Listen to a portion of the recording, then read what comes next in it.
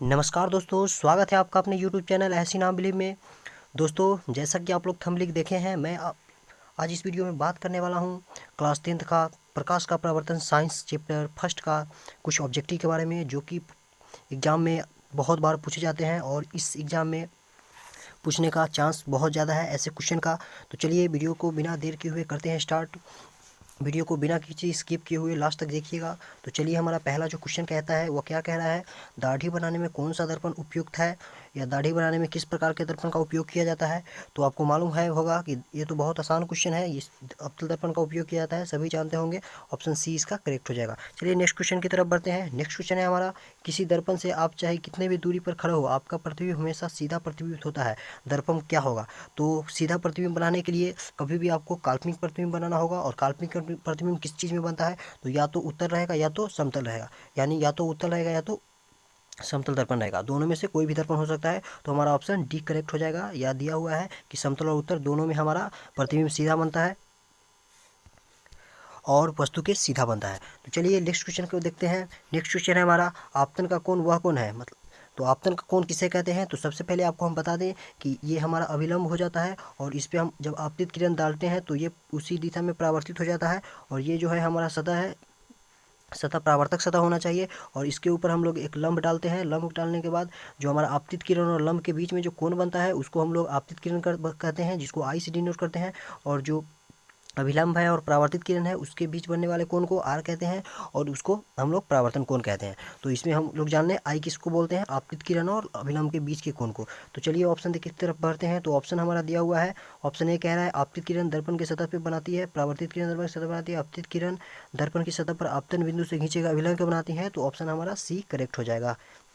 तो चलिए next question की तरफ बढ़ते हैं। नेक्स्ट क्वेश्चन है हमारा, अवतल दर्पण के परावर्तन के बाद किरण किस बिंदु से होकर गुजरेगी? तो अवतल दर्पण के परावर्तन के बाद हमेशा जो किरण होता है जब फोकस से गुजरता है, और फोकस से गुजरने के बाद हमेशा वो अवतल दर्पण के जो एक्सिस होता है उसके पैरेलल हो जाता है, समांतर हो जाता है। तो चलिए नेक्स्ट क्वेश्चन की तरफ बढ़ते हैं। नेक्स्ट क्वेश्चन हमारा क्या कह रहा है, यदि किसी अवतल दर्पण की फोकस दूरी f है तो वक्रता त्रिज्या r है, तो इसके बीच का रिलेशन क्या होता है? तो आपको मालूम होना चाहिए कि r बराबर क्या होता है, 2 × f होता है। तो ये जो r/2 हो जाएगा। तो यहाँ पे देखिए f बराबर क्या है, f बराबर हो जाएगा कितना, r/2 हो जाएगा। तो इसमें ऑप्शन में देख लेते हैं, f बराबर r/2 दिया हुआ है, नहीं दोनों में कोई रिलेशन। f बराबर 1/2 दिया हुआ है, f बराबर 2r, तो ये तो नहीं होगा, ये भी नहीं होगा और ये भी नहीं होगा। तो हमारा ऑप्शन ये, यहाँ पे एक ऑप्शन गलत दिया हुआ है, तो इसको आप करेक्ट कर लेंगे। 1 की जगह पे r होगा, 1 की जगह पे r होगा। तो f बराबर r/2, 5 का ऑप्शन ये करेक्ट हो जाएगा। चलिए नेक्स्ट क्वेश्चन की तरफ बढ़ते हैं। नेक्स्ट क्वेश्चन है हमारा, गोलीय दर्पण में फोकसांतर एवं वक्रता त्रिज्या के बीच का संबंध है। सेम क्वेश्चन रिपीट कर रहा है। तो देखिए जो क्वेश्चन रिपीट करने का तरीका है वो कितना शानदार है। मतलब गोलीय दर्पण में सिर्फ भाषा चेंज किया है, आपको थ्योरी सेम रखना है, आपको याद करने में बहुत आसानी होगी। तो चलिए नेक्स्ट क्वेश्चन की तरफ बढ़ते हैं। परावर्तन का कोण वह कोण है, मैंने आपको पीछे बताया है कि परावर्तन कोण क्या होता है। तो परावर्तित किरण और जो अब अभिलंब के बीच का कोण होता है वो आपका परावर्तन कोण हो जाता है। तो ये देखिए इसका आंसर जो होगा, परावर्तित किरण दर्पण की सतह पर आपतित बिंदु से खींचे अभिलंब पे बनाती है। तो ऑप्शन सी इसका करेक्ट हो जाएगा। चलिए नेक्स्ट क्वेश्चन की तरफ बढ़ते हैं। नेक्स्ट क्वेश्चन है हमारा, अवतल दर्पण की वक्रता त्रिज्या उसके फोकस दूरी की है। तो ये तो पीछा हुआ है, पीछे मैं आपको बता दिया हूँ, छोड़िए इसको। नेक्स्ट क्वेश्चन की तरफ बढ़ते हैं। किसी दर्पण से वस्तु को कहीं भी रखने पर वस्तु के बराबर का आकार का सीधा प्रतिबिंब बनता है, दर्पण होगा। तो ये कौन सा दर्पण होता है? हमेशा समतल दर्पण ऐसा होता है जिसमें आप कहीं भी रहिए तो आपके बराबर साइज का प्रतिबिंब बनेगा। और जितना दूरी से आप, मगर मान लीजिए यहाँ से इतना दूरी पे है आप खड़ा है, तो आपको पीछे इतना दूरी पे ही बनेगा। ये दोनों डिस्टेंस जो होता है ये दोनों इक्वल होते हैं, और जो इसका साइज होता है वो बराबर होता है, और दोनों जो होता है आभासी प्रतिबिंब बनता है। और आभासी प्रतिबिंब हमेशा कैसा होता है? तो सीधा होता है। चलिए नेक्स्ट क्वेश्चन की तरफ बढ़ते हैं। नेक्स्ट क्वेश्चन हमारा क्या कहता है, किसी गोलीय दर्पण की वक्रता त्रिज्या 50 सेंटीमीटर है तो उसकी फोकस दूरी, तो ये जानते हैं आप लोग, पीछे मैं रिलेशन बताऊँ, f बराबर क्या होता है, r/2। तो r दिया हुआ है, f निकालना है, तो 50 का 25 हो जाएगा, 11 का c हो जाएगा आंसर, 11 का सी करेक्ट हो जाएगा। चलिए नेक्स्ट क्वेश्चन की तरफ बढ़ते हैं। नेक्स्ट क्वेश्चन है हमारा, किसी वस्तु के आवर्धित प्रतिबिंब निम्नलिखित में से किस दर्पण से बनता है? तो किसी वस्तु का आवर्धित प्रतिबिंब बनाने के लिए सबसे आपको क्या करना पड़ेगा, जो अवतल दर्पण लेना होगा, और अवतल दर्पण लेना होगा, और अवतल दर्पण में वस्तु को कहाँ रखना पड़ेगा? तो वस्तु को आपको एक अवतल दर्पण, चलिए हम आपको लिख के बताते हैं। ये आपका अवतल दर्पण हो गया। अवतल दर्पण से आपको यहाँ पे जो फोकस होता है, और जो फोकस और ध्रुव होता है, इसको पी से डिनोट करते हैं। इसके बीच में आप वस्तु को रखिएगा तो वस्तु का जो आवर्धित प्रतिबिंब बनता है और आभासी बनता है, वस्तु से बहुत बड़ा बनता है, यानी वस्तु से बड़ा बनता है, इसका मतलब आवर्धित बनता है। तो इसका ऑप्शन बी करेक्ट हो जाएगा अवतल दर्पण से। चलिए नेक्स्ट क्वेश्चन की तरफ पढ़ते हैं। 1 मीटर फोकस दूरी वाले उत्तल लेंस की क्षमता। तो ये आपका अगला चैप्टर जो है प्रकाश का आवर्तन का क्वेश्चन है, तो इसको हम लोग स्किप कर देते हैं। चलिए नेक्स्ट क्वेश्चन की तरफ बढ़ते हैं। नेक्स्ट क्वेश्चन है हमारा, एक अवतल दर्पण में यदि वस्तु को दर्पण के ध्रुव और फोकस के बीच में रखा जाए तो प्रतिबिंब कहाँ बनेगा। तो मैंने अभी आपको बताया कि अवतल दर्पण में ध्रुव और फोकस के बीच जब वस्तु को रखा जाता है तो वस्तु का जो होता है वो अवतल दर्पण के पीछे बनता है और क्या बनता है, आभासी बनता है, वस्तु से बहुत बड़ा बनता है। और तो इसका क्या आंसर हो जाएगा, आभासी और वस्तु से बड़ा। तो इसका ऑप्शन सी करेक्ट हो जाएगा, 14 का सी। चलिए नेक्स्ट क्वेश्चन की तरफ बढ़ते हैं। नेक्स्ट क्वेश्चन हमारा क्या कह रहा है, किसी उत्तल लेंस की फोकस दूरी हमेशा क्या होती है। तो आपको बता दूं कि उत्तल लेंस की फोकस दूरी हमेशा क्या होता है, पॉजिटिव होता है, और अवतल दर्पण की फोकस दूरी हमेशा नेगेटिव होता है। और अगर फोकस दूरी नेगेटिव होगा तो आर भी नेगेटिव होगा, और इसका जो अगर उत्तल दर्पण का जो फोकस दूरी पॉजिटिव होता है तो इसका जो वक्र त्रिज्या होगा वो भी धनात्मक होगा। चलिए नेक्स्ट क्वेश्चन की तरफ बढ़ते हैं। नेक्स्ट क्वेश्चन हमारा कह रहा है, किसी वस्तु का अवतल दर्पण द्वारा बना प्रतिबिंब आभासी, सीधा और वस्तु से बड़ा पाया जाता है, वस्तु की स्थिति कहाँ होगी। तो अवतल दर्पण के द्वारा बन रहा है, तो ये क्वेश्चन रिपीट कर रहा है। अवतल दर्पण के द्वारा कभी भी प्रतिबिंब आभासी, सीधा और वस्तु से बड़ा कहाँ पे बनता है, जब वस्तु को कहाँ पे रखते हैं, तो वस्तु के फोकस दूरी और ध्रुव के बीच में। तो मुख्य फोकस और ध्रुव, तो ऑप्शन 16 का सी जो हो, डी हमारा दिया हुआ है। देखिए दर्पण के ध्रुव और मुख्य फोकस के बीच में रखेंगे तो वस्तु का प्रतिबिंब कैसा बनेगा, आभासी, सीधा और वस्तु से बड़ा, बहुत बड़ा। तो चलिए नेक्स्ट क्वेश्चन की तरफ बढ़ते हैं। प्रकाश का वेग न्यूनतम है, तो प्रकाश का वेग न्यूनतम किस में होता है। तो इसका जो प्रकाश का वेग सबसे ज़्यादा न्यूनतम, सबसे ज़्यादा तो निर्वात में होता है, और सबसे कम जो होता है वो कांच में होता है। और जल में कितना होता है, 2.25 इंटू 10⁸ मीटर प्रति सेकेंड होता है। और जो निर्वात में होता है 3 लाख मीटर प्रति सेकेंड, और तो 3 लाख किलोमीटर प्रति सेकेंड, सॉरी मीटर प्रति सेकेंड नहीं होता है, मीटर प्रति सेकेंड कब होता है, 3 × 10⁸ मीटर प्रति सेकेंड होता है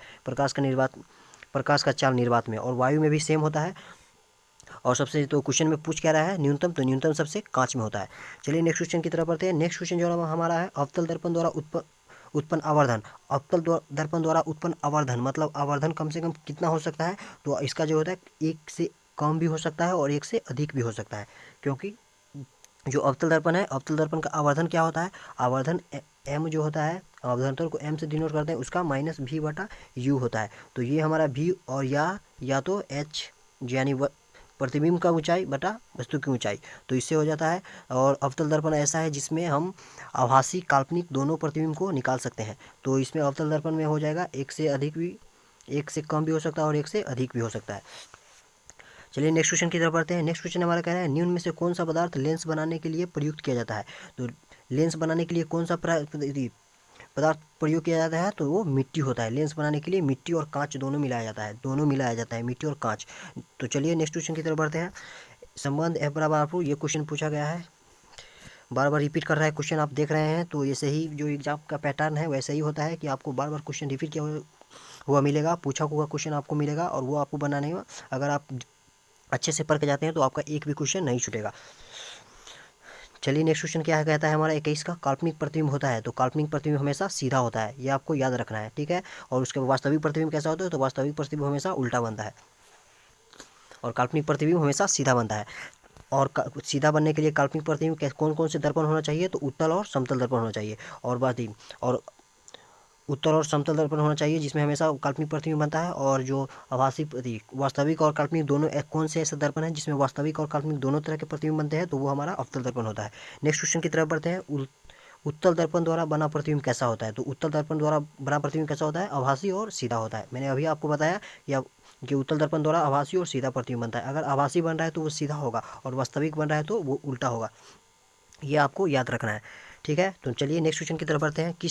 किस दर्पण से हमेशा वस्तु से छोटा प्रतिबिंब बनता है, मतलब वस्तु से छोटा प्रतिबिंब किससे बनता है। तो वस्तु से छोटा कब किससे बनता है, तो आपका उत्तल दर्पण होगा। उत्तल दर्पण में हमेशा काल्पनिक प्रतिबिंब बनता है, यानी आभासी प्रतिबिंब बनता है, और वस्तु से बहुत छोटा रहता है, ठीक है, और सीधा होता है। चलिए नेक्स्ट क्वेश्चन की तरफ बढ़ते हैं। नेक्स्ट क्वेश्चन हमारा कह रहा है, उत्तल दर्पण द्वारा बना प्रतिबिंब होता है हमेशा, यानी सीधा। मैंने आपको बार बार बता रहा हूँ कि ये क्वेश्चन बहुत पूछ रहा है, इसको आपको याद करना है, ठीक है। उत्तल दर्पण द्वारा बना प्रतिबिंब कैसा होता है, तो वो हमेशा सीधा होता है और काल्पनिक होता है, वस्तु से छोटा होता है, ठीक है। नेक्स्ट क्वेश्चन की तरफ बढ़ते हैं। देखिए क्षमता वाला क्वेश्चन था, ये नेक्स्ट चैप्टर से है तो इसको स्किप करते हैं। चलिए अगला क्वेश्चन, अगला तरफ बढ़ते हैं। एक गोलीय दर्पण द्वारा बना प्रतिबिंब आवर्धन m ऋणात्मक है, तो इसका अर्थ यह है कि प्रतिबिंब मतलब m अगर नेगेटिव है, m अगर नेगेटिव है तो ठीक है, तो इसका क्या मतलब है, मतलब क्या है, जो उल्टा है, ठीक है। यहाँ पे देखिए मतलब जो उल्टा है यानी वास्तविक प्रतिबिंब बन रहा है। m अगर ऋणात्मक हो गया तो वास्तविक प्रतिबिंब बनेगा, और m अगर धनात्मक हो गया तो काल्पनिक प्रतिबिंब बनेगा। और m ऋणात्मक कब होता है, जब वस्तु वास्तविक होता है। वास्तविक कैसा प्रतिबिंब बनता है, तो वास्तविक उल्टा रहता है और काल्पनिक सीधा रहता है। तो इसमें आपको देख कर यहाँ पे देखिए ऐसा तो कुछ नहीं दिया है, उल्टा दिया हुआ है, सीधा दिया हुआ है। तो m का अगर ऋणात्मक है तो प्रतिबिंब कैसा बनेगा, वास्तविक बनेगा, और वह उल्टा होगा। तो ऑप्शन ए करेक्ट हो जाएगा। और यही कहता है अगर m धनात्मक है तो आपका यदि इसका अर्थ है कि प्रतिबिंब सीधा होगा, क्योंकि जो m अगर धनात्मक रहता है तो काल्पनिक प्रतिबिंब बनता है, और काल्पनिक प्रतिबिंब हमेशा सीधा होता है। चलिए नेक्स्ट क्वेश्चन की तरफ बढ़ते हैं। नेक्स्ट क्वेश्चन है हमारा, किसी उत्तल लेंस का फोकसांतर 50 सेंटीमीटर तो इसकी क्षमता, यानी ये भी अगला नेक्स्ट चैप्टर से पूछा हो तो इसको स्किप करते हैं। अगला क्वेश्चन की तरफ बढ़ते हैं। मोटर गाड़ी के चालकों के सामने लगा होता है, तो मोटर गाड़ी के चालकों के सामने क्या लगाता है, उत्तल दर्पण, यानी साइड मिरर के रूप में उत्तल दर्पण का प्रयोग किया जाता है। ये आप रट लीजिए, ठीक है। मोटर गाड़ी के चालक के सामने कौन सा दर्पण लगा रहता है, तो उत्तल दर्पण रखता है। ये बार बार पूछा जाता है क्वेश्चन। नेक्स्ट क्वेश्चन की तरफ बढ़ते हैं। नेक्स्ट क्वेश्चन है हमारा, किसी दर्पण से वस्तु का बड़ा प्रतिबिंब बनता है। वस्तु का बड़ा प्रतिबिंब किससे बनता है, तो अवतल से। ये मैं बार बार आपको बता रहा हूँ, ये क्वेश्चन बार बार रिपीट करें। हजामती के लिए अवतल दर्पण हो जाएगा। अवतल दर्पण हजामती बनाने के लिए, गोलीय दर्पण में सीधा प्रतिबिंब प्राप्त करने के लिए चेहरे को रखना कहाँ चाहिए, तो चेहरे को हजामती के बनाने के लिए किसका प्रयोग करते हैं, हम अवतल दर्पण का प्रयोग करते हैं। अवतल दर्पण में वास्तविक काल्पनिक प्रतिबिंब एक ही बार बनता है, मुख्य फोकस और ध्रुव के बीच में, यानी पी और एफ के बीच में बनता है। तो पी और एफ में रखने तो हजामती के लिए गोलीय दर्पण में सीधा प्रतिबिंब बनेगा। एक ही ऐसा स्थिति होता है, तो वो आपको बी इसका करेक्ट आंसर हो जाएगा। नेक्स्ट क्वेश्चन कह रहा है, क्षमता वाला है, नेक्स्ट चैप्टर का है। तो चलिए अगला क्वेश्चन देखते हैं। अवतल दर्पण आभासी और बड़ा प्रतिबिंब बनाने के लिए वस्तु कहाँ रखे, अवतल दर्पण में। तो ये फर्स्ट क्वेश्चन है, फोकस सॉरी इसमें ऑप्शन दिया हुआ नहीं है उसमें। अवतल दर्पण में आभासी और बड़ा प्रतिबिंब बनाने के लिए वस्तु को कहाँ रखना चाहिए, तो फोकस और ध्रुव के बीच में रखना चाहिए। चलिए नेक्स्ट क्वेश्चन की तरफ बढ़ते हैं।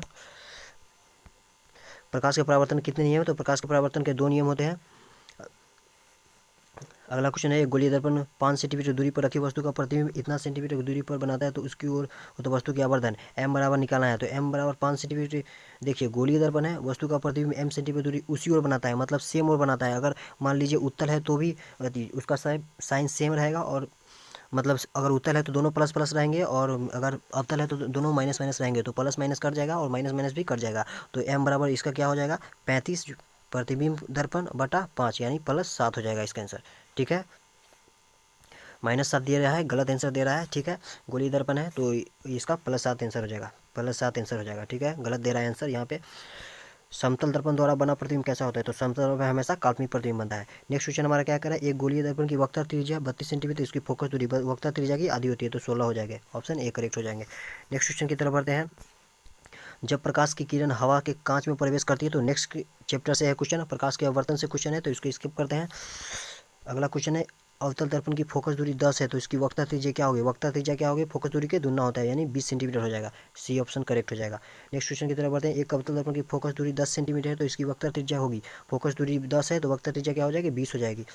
अगला क्वेश्चन है, सरल सूक्ष्मदर्शी में किसका उपयोग होता है, तो सरल सूक्ष्मदर्शी में उत्तल लेंस का उपयोग होता है, ये आपको याद रखना है। और उत्तल दर्पण का उपयोग कहाँ होता है, साइड मिरर के रूप में, ठीक है। अवतल दर्पण का उपयोग हजामती के रूप में होता है।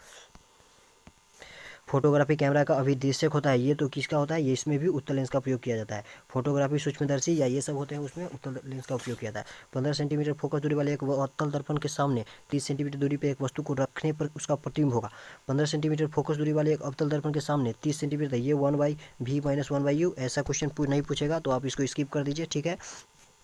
क्योंकि ये न्यूमेरिकल टाइप का क्वेश्चन है, तो न्यूमेरिकल टाइप में पूछता है 5 नंबर में, ये ऑब्जेक्टिव में नहीं पूछ सकता है। तो साइड मिरर के रूप में प्रयुक्त होता है, तो साइड मिरर के रूप में उत्तल दर्पण का प्रयोग होता है। नेक्स्ट क्वेश्चन की तरफ बढ़ते हैं। तो क्वेश्चन हमारा समाप्त हो गया। ये रहे आपके काफ़ी इंपॉर्टेंट क्वेश्चन। अगर आप